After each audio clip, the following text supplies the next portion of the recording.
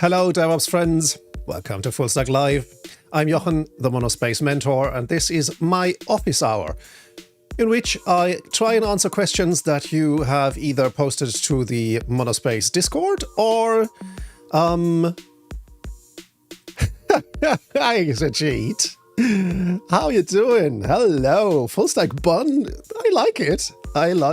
Yeah, so either post your questions to our Discord, and if you haven't done so, I guess it's better if you post them either here in chat or on the Monospace Mentor Q&A platform, where you can actually post your questions and I'll get them on screen. So go to qa.monospacementor.com and post your questions there. You don't have to have an account, you don't have to leave your email address or even your name. You can just post your questions there and I'll pick them and try and answer them as best I can. How are you doing, Exegete? Good morning to you. I'm afraid it's not going to be either of those names for the long term. I'm pretty sure that I'll rebrand my channel here on Twitch once more, this time to Monospace Mentor. Yeah, this time it's serious because, yeah, the name has stuck and I have got great feedback in recent months. So I'm actually going to rebrand this channel just so it fits in with all the other channels, like my YouTube one and, of course, with the website monospacementor.com. The Loman, hello, welcome to the office hour. Leave your questions on qa.monospacementor.com and I'll try and answer them.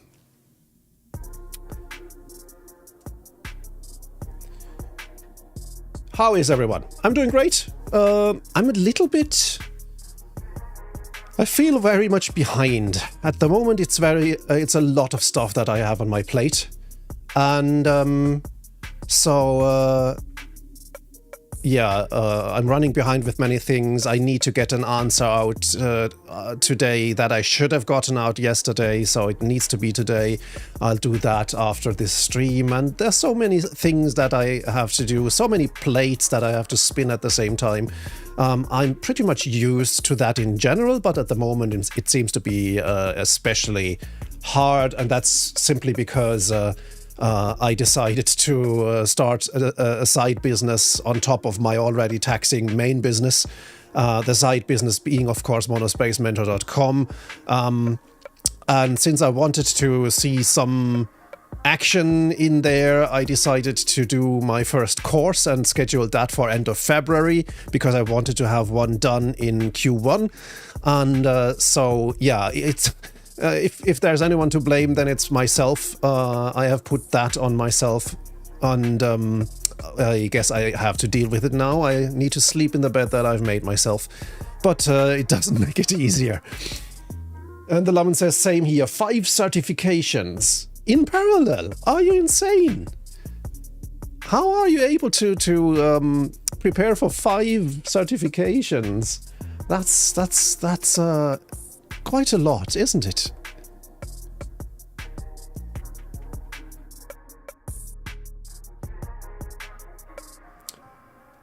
Wait, what? Your terrible joke is still in the queue? Which queue? What queue are we talking about, Exegete?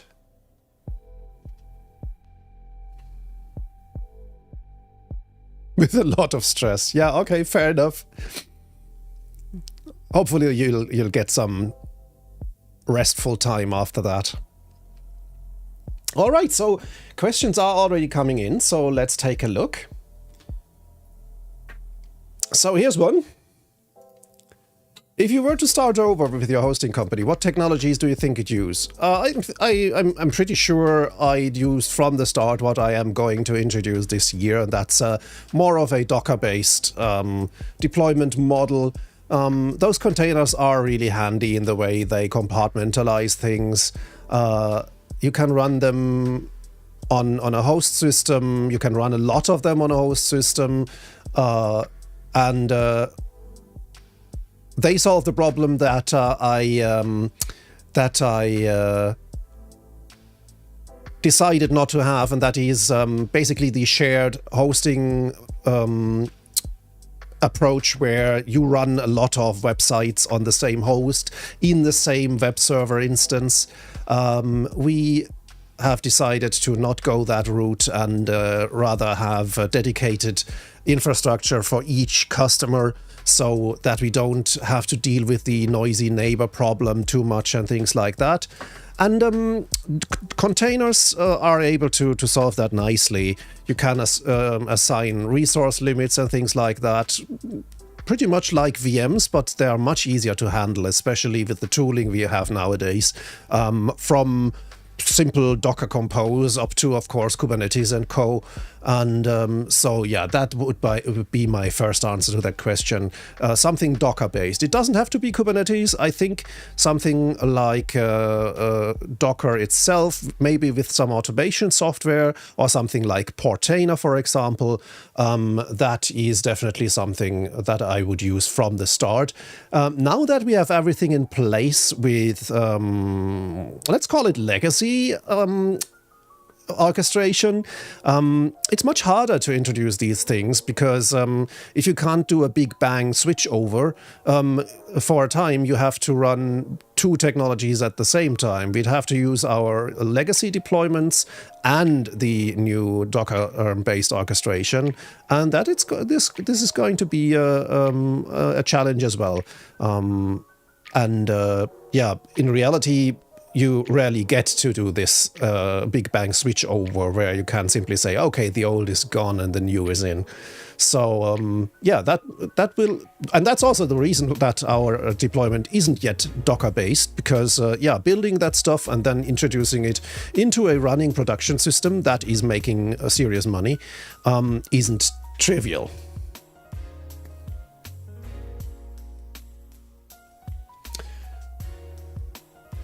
Do you work for a company, and how many companies have you started in the past? Yes, I work for a company, but it's my own.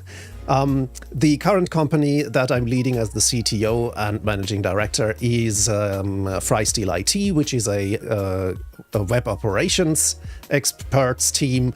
And I started that in 2010, and we've been going for, yeah, almost 14 years now. And it's been stressful at times, but now that everything has settled in after 14 years, you can expect things to run much more smoothly than at the beginning, in the first half of its existence. I'm pretty happy with how the company is running, and with our business model, with our customer base and all these things. So this will go on.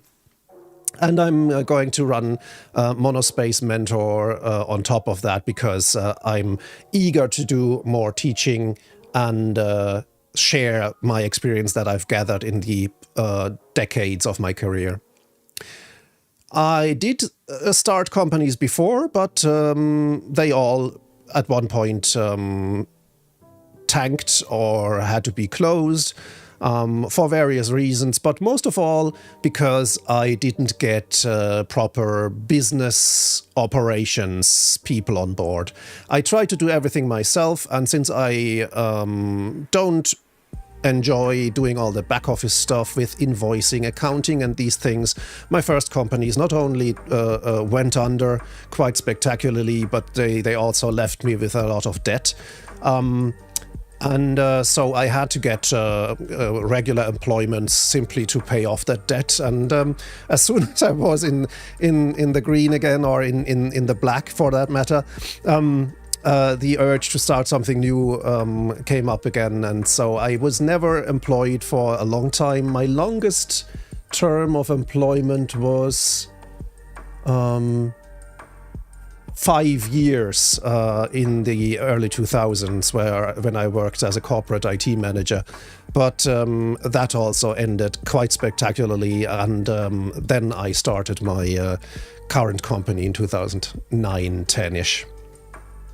So lots of stuff that I did over my career, and lots of experiences, many of them bad, but hey, you learn from bad experience as well.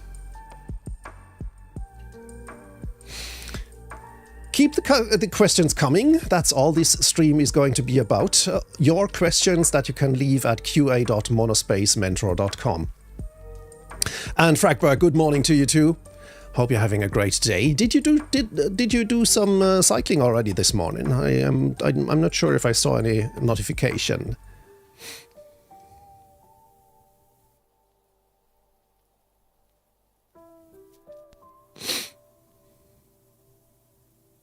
And Exegete also followed up with another question on orchestration. What are you going to use for orchestration? At the moment, so of course, Kubernetes orchestration, especially if we're talking about Docker, is I'm a little bit distracted at the moment, or not distracted, but I find it hard to focus. I lose track of my own thoughts mid-sentence. It's time for the weekend, I guess. So let's start again. When we're talking about Docker, Kubernetes is of course the 800-pound gorilla that comes to mind immediately, but it's also very complex and not trivial to operate. And so I am intending to take it slowly, and since we are going to introduce Docker with auxiliary services first, and not to run the actual websites for our customers, so in hosting you also have auxiliary services that are important but not central to the operation. I mean things like memcached, for example, where web applications can store readily rendered website fragments, or something like Apache Solr that maintains a search index for search functionality on a website. Many websites depend on that, but it's not essential for the actual website uptime.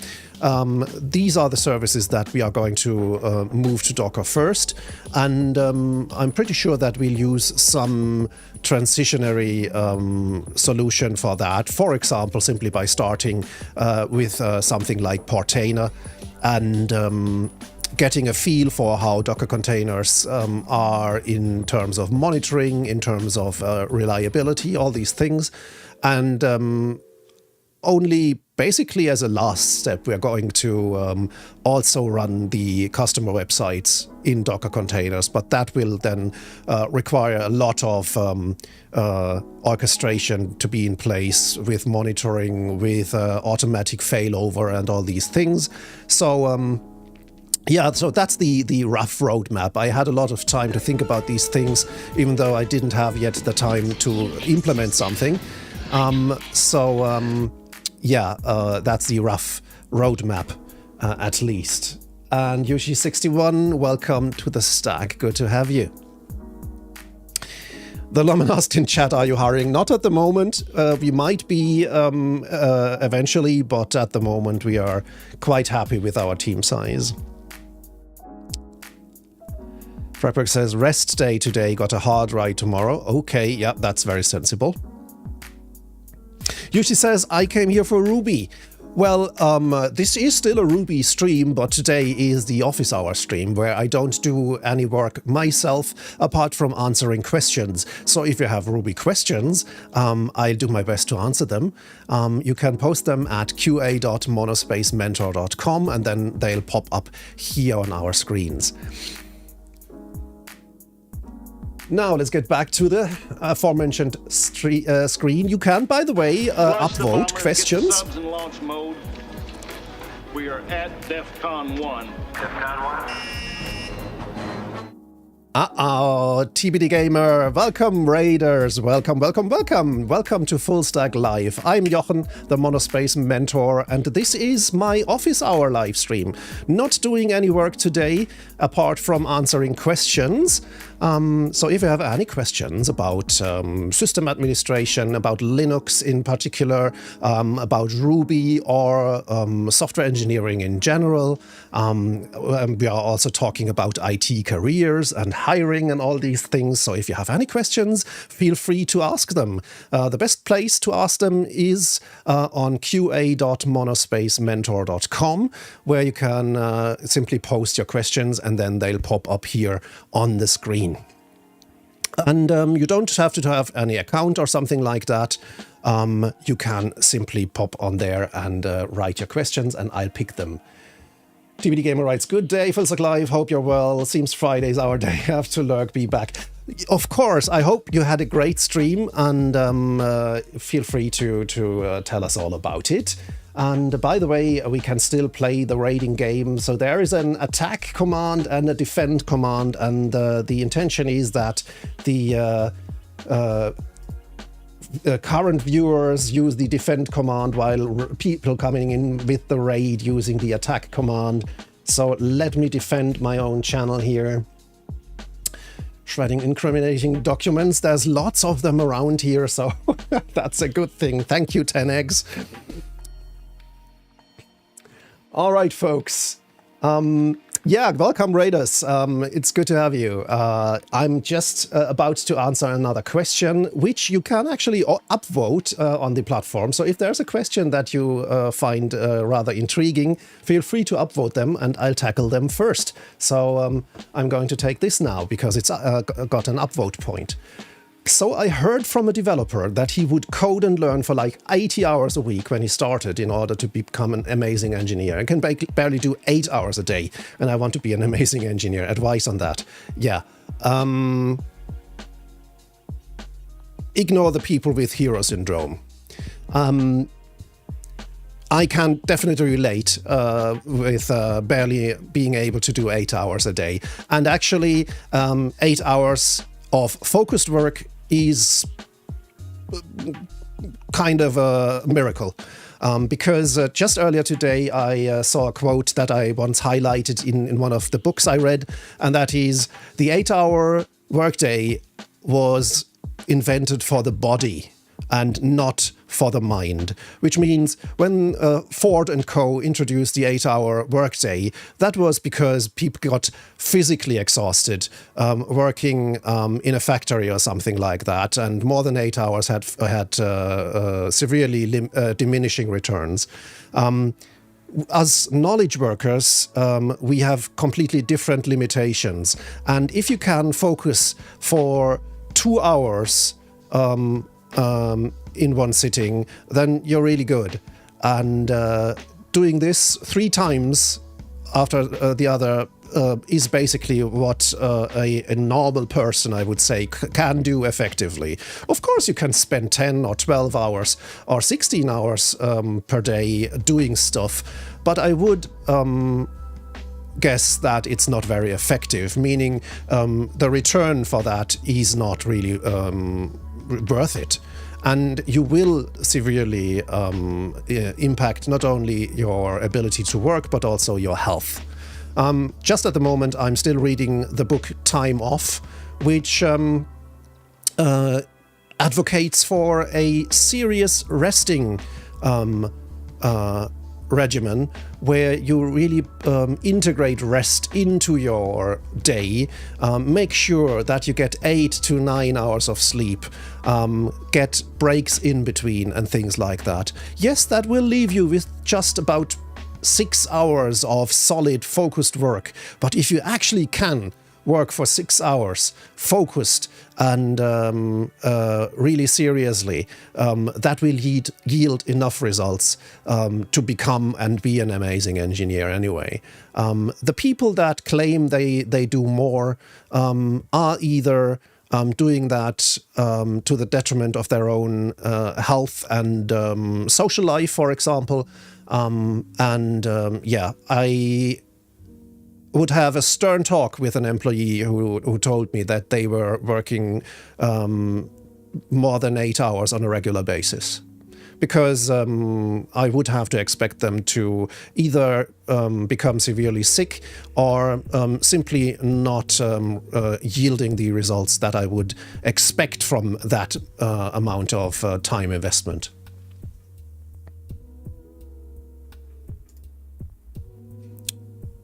TLDR, working more than 8 hours is either a waste of time or a waste of your energy and health, and both is pretty stupid.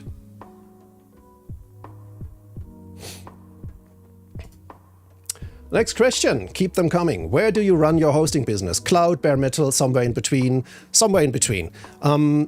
I do appreciate that cloud is really easy to manage with all the tools that we have to spin up new VMs and virtual servers, and we use that mainly, for example, for our actual web application workloads.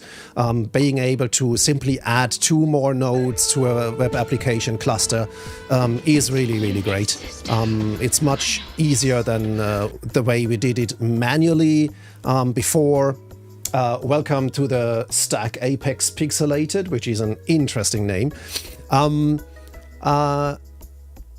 Then we introduced LXC as our container management tool, which made things much easier and was also less resource intensive.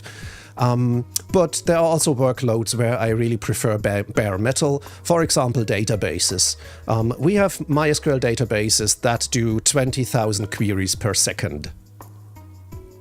And you can't just do that with cloud infrastructure. That's only possible when you run it on the hardware, especially if it has to be in a reliable fashion where, for example, noisy neighbor effects can't actually drop your QPS to 100 per second for a while simply because someone else is straining the VM host with some kind of stuff.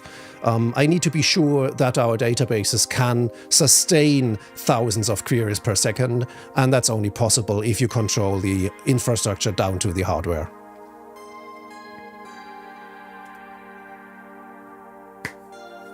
Let's catch up with chat. I can actually use my iPad here. Exegete also responded, whomever asked about devs working 80 hours a week, it's not necessary to work 80 hours a week to become a great developer. I'd rather have 4 hours of flow time learning and building per day than 80 hours of exhaustion-driven dev. Exactly.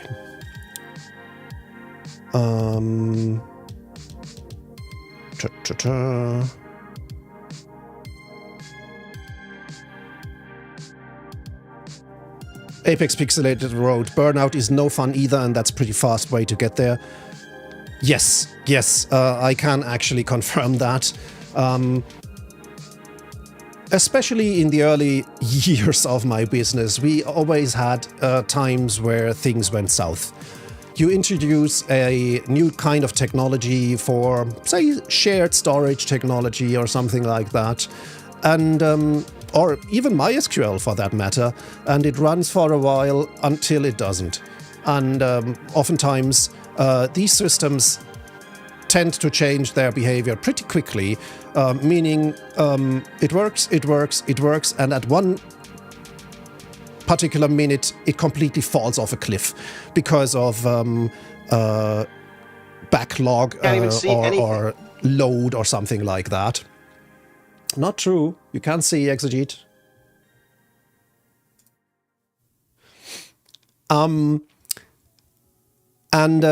Yeah, that's when incident management becomes important.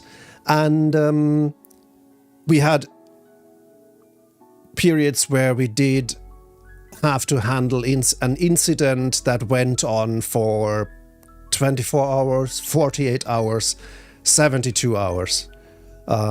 Sometimes it took us 2 or 3 days to completely finish an incident.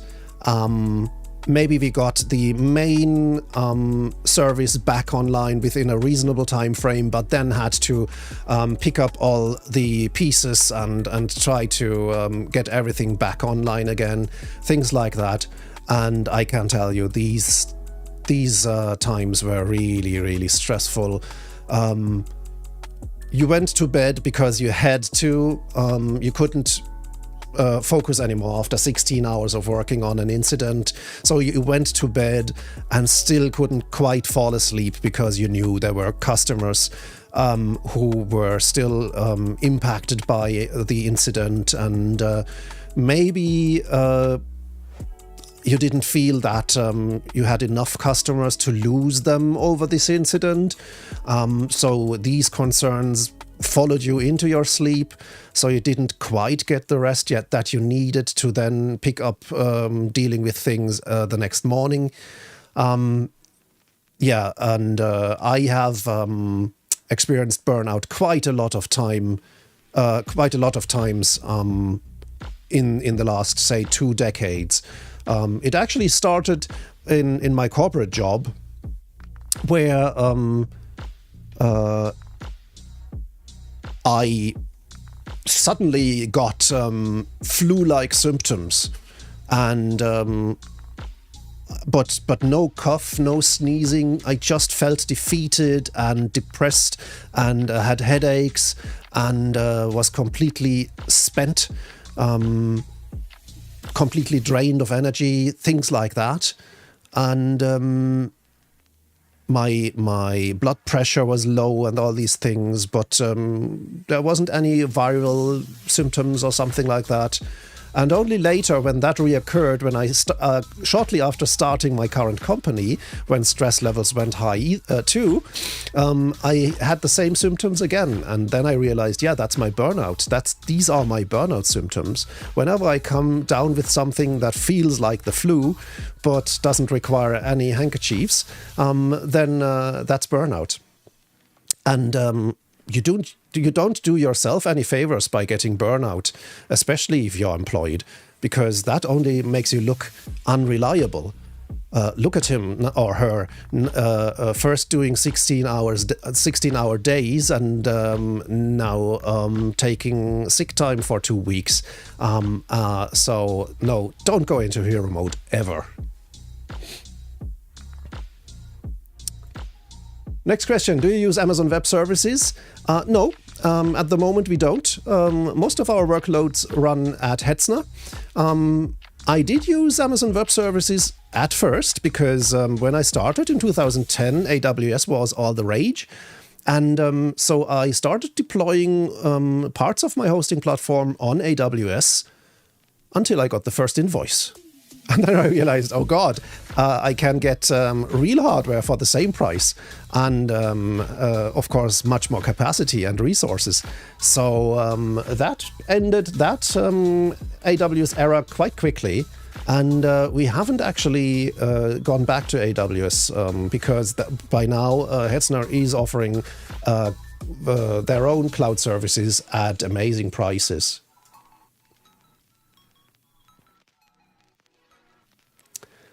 Home lab tour. Okay, I don't think that I will be able to show much stuff that's new, but we'll do that. Let me first answer the remaining 2 questions. So here we have, hi, I'm a front-end dev and I've spent the last 2.5 years in a debugging and fixing bug kind of role across the stack. Realize I'm kind of good at it. Would you consider this type of work more DevOps related or SecOps related? I can't actually tell because these are pretty general skills and abilities that you can apply in all kinds of situations. Being able to debug and fix stuff is a great ability, and you can count yourself lucky that you have the analytical mind to do these things. Not everyone does. And you pretty much have the choice yourself if you want to go into more DevOps or SRE type stuff, where you definitely need these abilities. And in security, of course, you need the same kind of analytical ability to notice symptoms, recognize patterns, find root causes, and then find ways to fix them.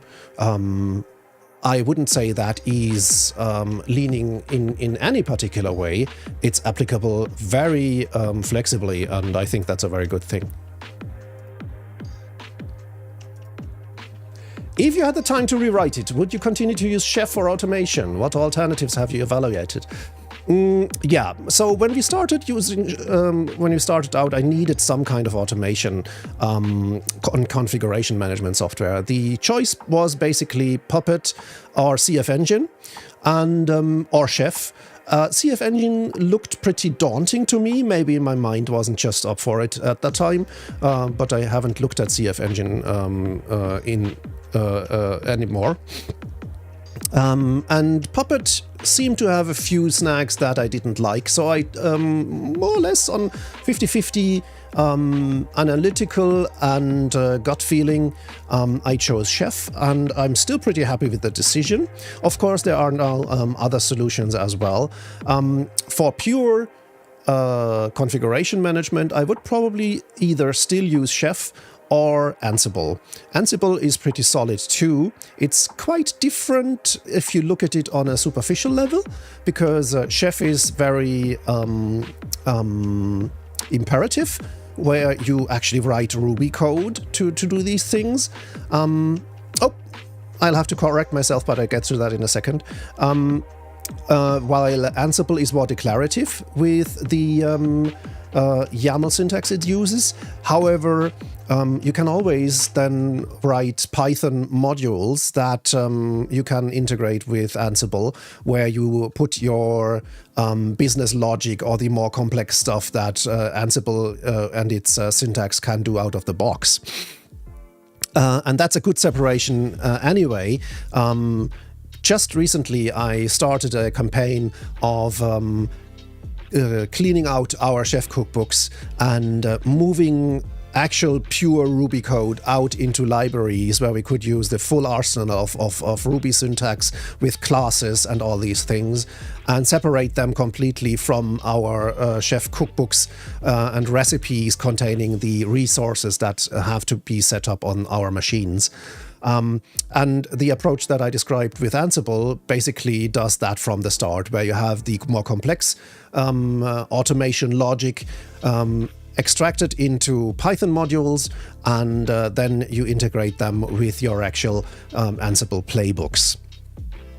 And the thing that came to my mind while I was explaining this, thank you for being my rubber ducks here, is that Pulumi takes a pretty similar approach, where you still have the ability to use a full-fledged programming language, for example TypeScript or Go, but you also have all the resources, many of them coming from the Terraform ecosystem, where you can actually do a lot of system automation with Pulumi as well.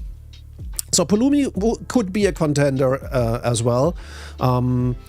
So, since Chef has become pretty corporate, I'd either have to look at the Sync project, which is basically to Chef what OpenTofu is to Terraform, a fork by the open source community. If that wasn't it, I would have to decide between Ansible and Pulumi, I guess.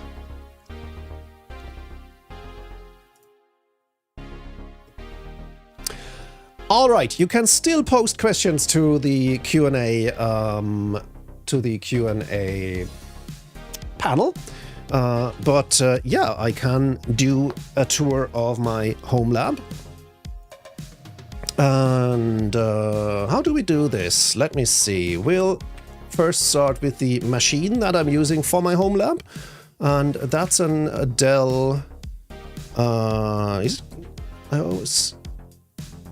Well, it's a 5820. What's the name of these workstations? Precision? Okay. I always keep thinking Infinity, but that's an SGI term, where you had these Infinity machines for example, the Indigo Infinity and some things. So that's the hardware, and it's pretty nice. You have this nice little chassis. Dell does nice case design, or at least commission nice case design. Behind that grill, there are 4 hot swap slots where I have 4 8 terabyte hard disks in there. Those are used by TrueNAS. That's my main NAS system. And I also added a PCI card with an NVMe drive that does the system side of things.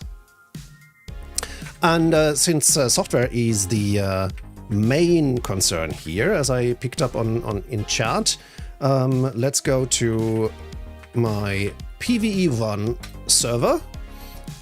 It is not called PVE1 though. Nope, it is, but we'll need the Proxmox port, and that is... give me a second. I don't have my usual bookmarks here.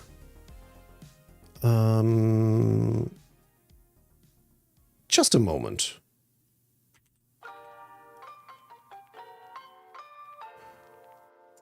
Usually I simply use my bookmarks. It's 8006.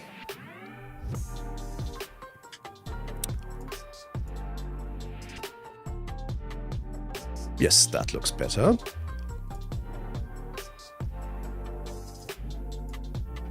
So everything starts with Proxmox. That's basically the operating system I'm running on this Dell workstation. And one of the most important systems on here is actually NAS2. That is a TrueNAS machine, a TrueNAS VM, and I chose to actually pass through the hard disks directly to TrueNAS.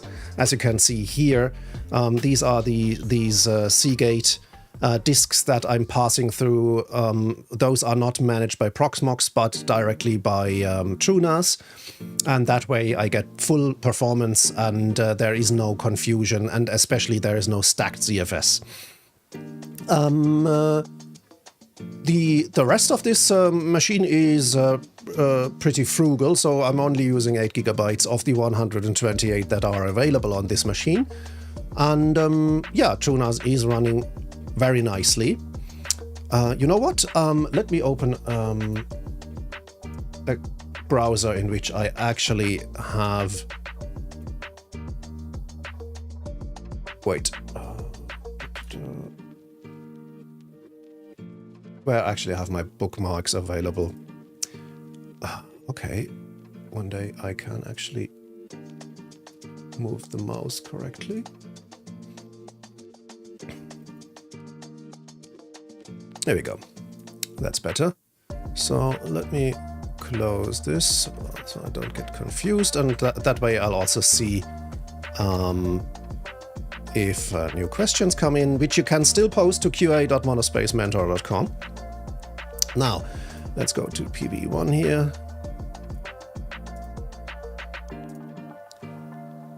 And we can also go to TrueNAS.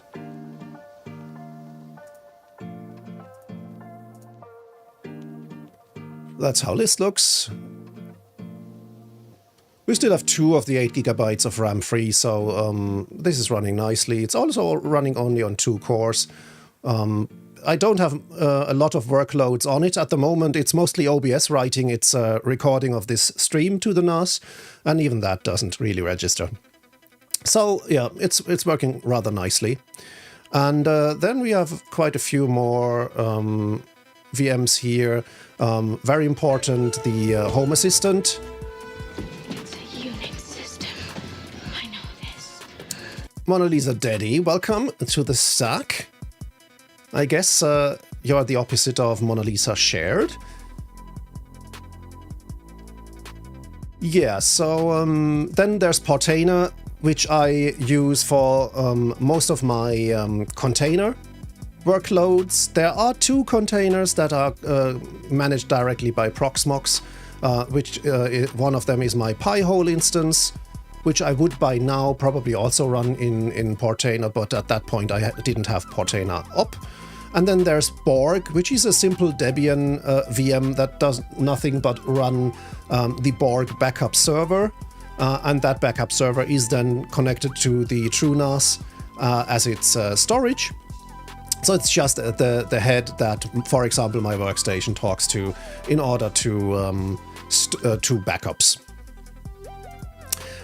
Every home lab has to have its own Minecraft server if you are a parent. So I have one too.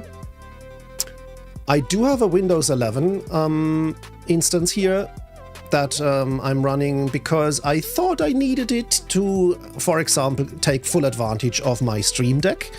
I couldn't find Linux software that would be capable enough to really use it. And as things usually happen, you think you have the solution, and right at that time you find the real solution, which in my case was Companion by Bitfocus, which is an excellent software for the Stream Deck that runs on Linux. And so I could probably switch off this Windows VM here. It doesn't really have to run all the time. And then from time to time, I spin up new VMs simply for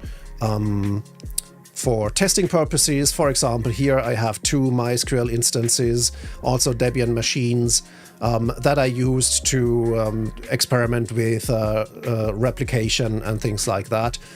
Since I'm not doing that at the moment, they are switched off. And over time, I'm also creating templates that make creation of VMs easier. So as you can see, I have a Debian 12 template and templates for Ubuntu 16 and Ubuntu 20. And as soon as Ubuntu 24 comes out, there will be a template as well. Let's take another look at Portainer then, shall we? And that will probably conclude my tour here. In Portainer, I run the Docker-based workloads that I need, and that is the Heimdall dashboard that you saw when I opened up this browser, which is a nice little bookmark manager. Then I have Tube Archivist, which is my way of watching YouTube. I have Tube Archivist download all my important subscriptions, and then I can watch them on the Tube Archivist website, which is running here on my Portainer. That completely circumvents the whole algorithm. I only see what I want to see because I've subscribed to it, and it's rather distraction free, except if I've subscribed to some kind of distractions, which I of course have done too.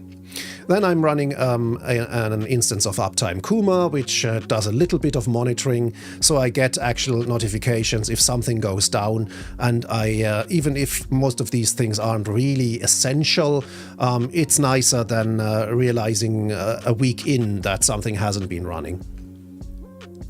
And then there's another media server. In this case, it's Jellyfin, which has my media collection and also the rips of all my CDs, which I'm getting back to more and more, to be honest.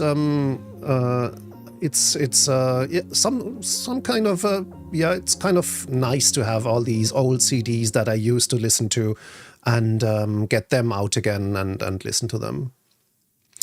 And those containers up here are auxiliary services to Tube Archivists. Archivist uses Elasticsearch and Redis internally, so they run here as well. And that's it for my home lab tour. If you have any questions, you know where to post them. Answer on qa.monospacementor.com.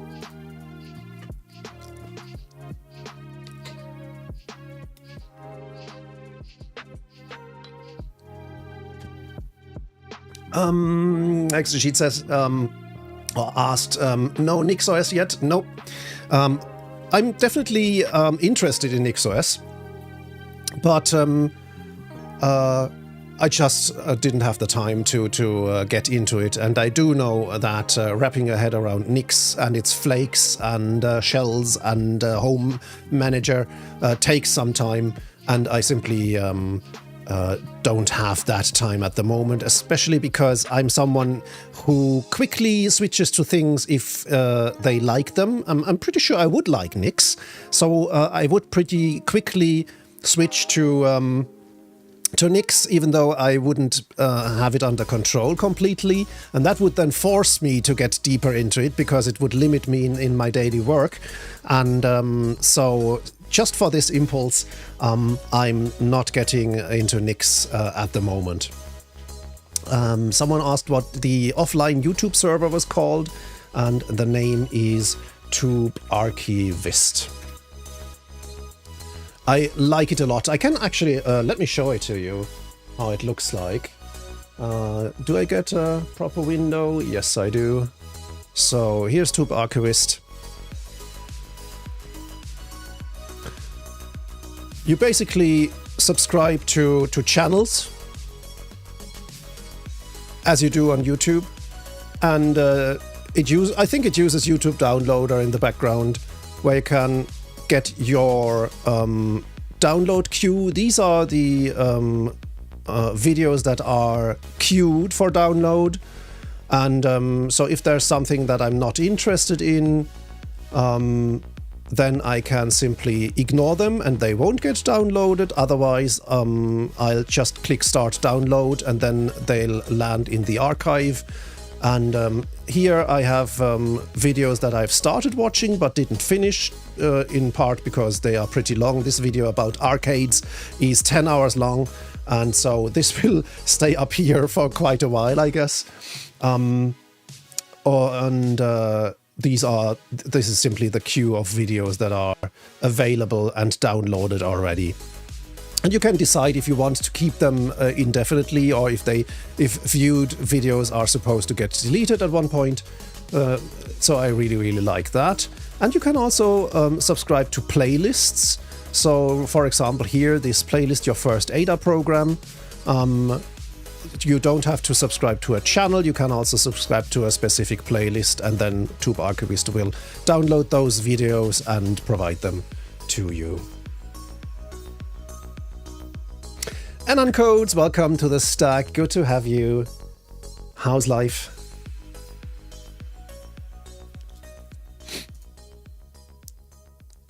And Brahm, hello to you too. So that's Tube Archivist. And we have another question here on qa.monospacementor.com. Let me get a drink to hydrate a little.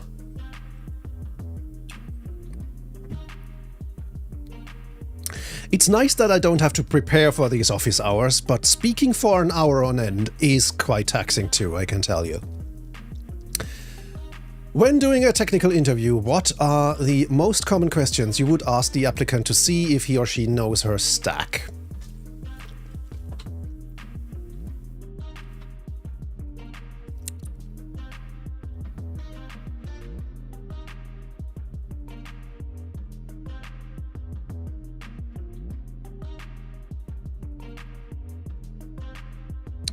I would let them describe it to me, and then would go into specific situations where they had to apply skills and knowledge. Because I would expect their stack not to be mine. These stacks or these technologies are so different and various nowadays that I find it rather silly for some companies to, for example, not employ people who are well-versed with AWS, but reject those applicants because the company uses GCE.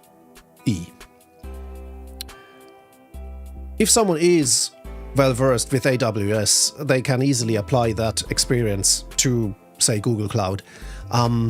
And so I would like to see what they have actually done with the technology they had contact with. And for me, it's much more important that people can apply experience in a different environment or to a different technology than being versed in that particular technology.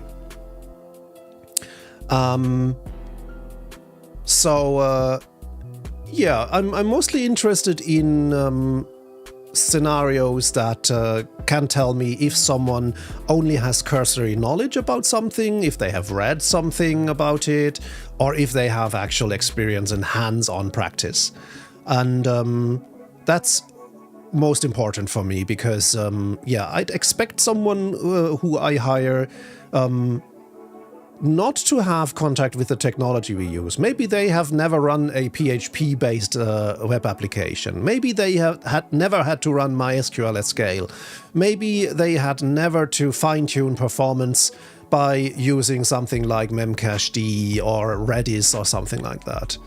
But performance must have been an issue where they worked before as well. And so I would ask for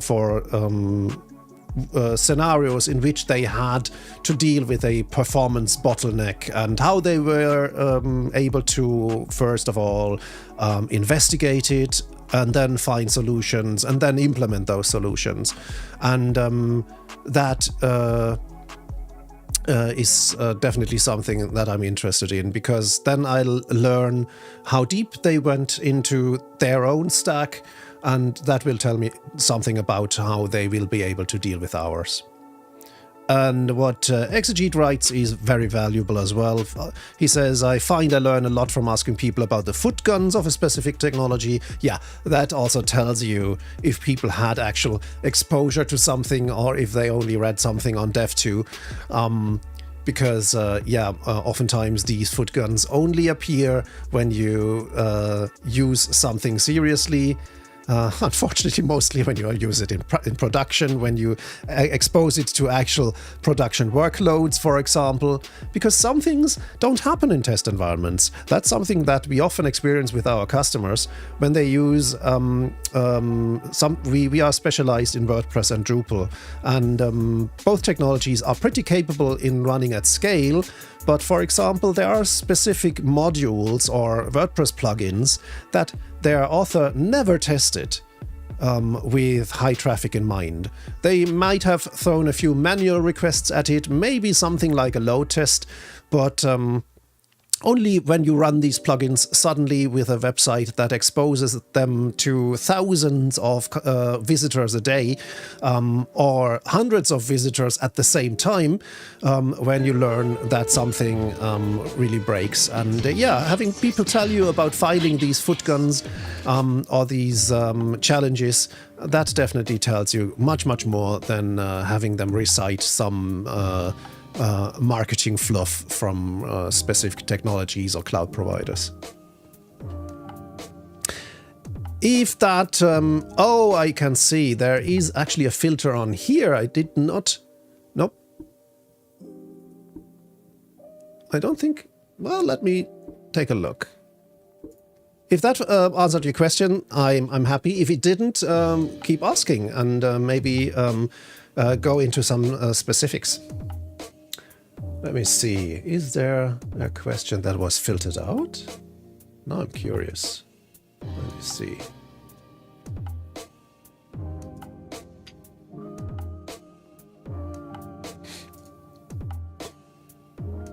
Leave your questions at qa.monospacementor.com.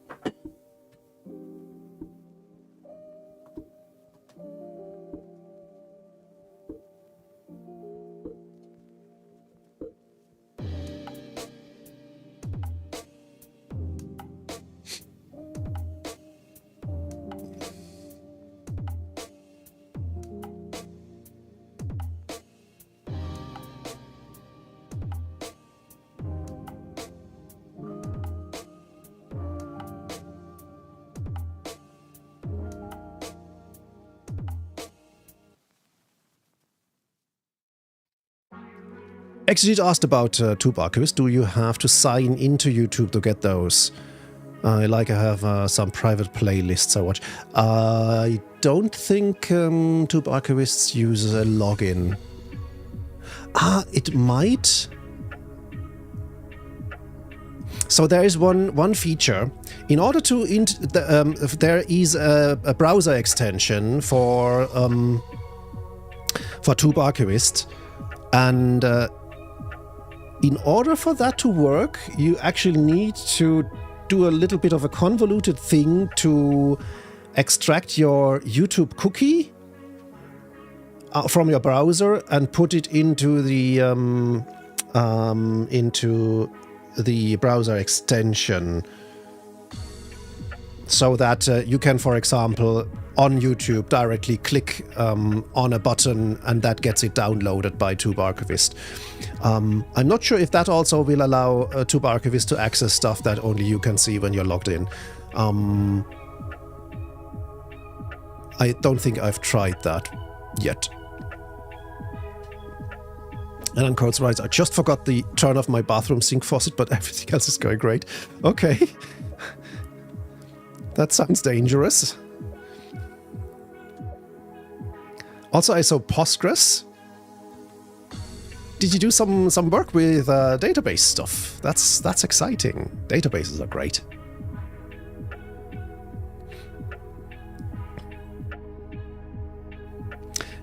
Gambino, welcome to the stack, by the way. Sorry, I missed your follow. Thanks.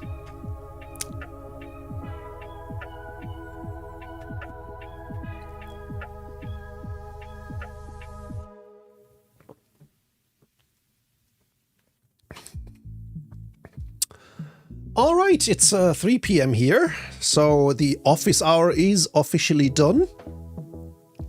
You can still sneak a question in or two, but I'll close the session close it shortly and wrap up not only my stream but also my work week. There's still stuff I need to do. There's this email that's still waiting for me.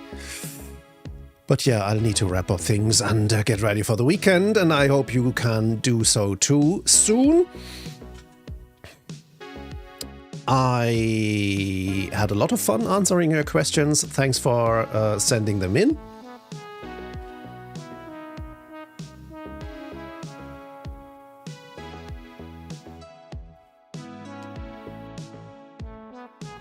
And yeah. Let's see if there's someone we can raid. Again, need to be able to click precisely here. Obviously, we can't raid Enhan Codes because she's here.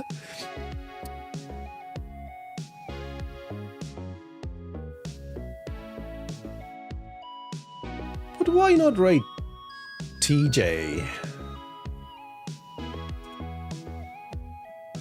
Let's do that. Haven't watched TJ for quite a while. He's doing OCaml, which is also an interesting programming language. All right, folks. So let's start the raid. Thanks for chatting. Thanks for asking. I'll see you next week. I hope you're going to have a great weekend. Until next time, take care.